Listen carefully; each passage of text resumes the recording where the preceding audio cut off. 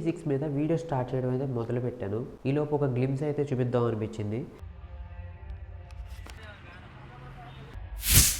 ఈ ఫోన్తో తీసిన ఫుటేజ్ అయితే చూపిస్తాను, మీకు అర్థమవుతుంది. లాస్ట్లో చుక్కలు కనబడతాయి.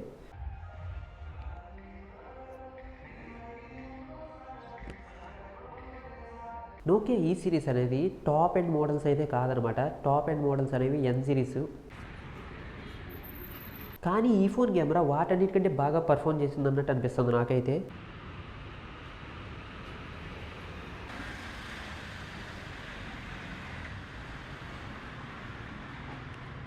ఇది 8 మెగాపిక్సెల్ కెమెరా. ఇమేజెస్ 4K వస్తాయి. వీడియో అయితే 720p 25 fps. అది హెచ్డి కిందకి వస్తుంది.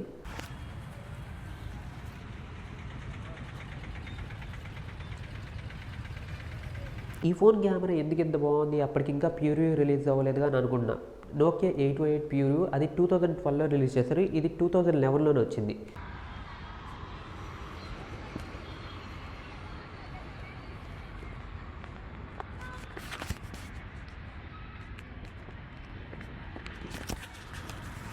ఈ ఫోన్ కెమెరా బాగుండడానికి ఒక పార్ట్ ఏంటంటే EDOF అని.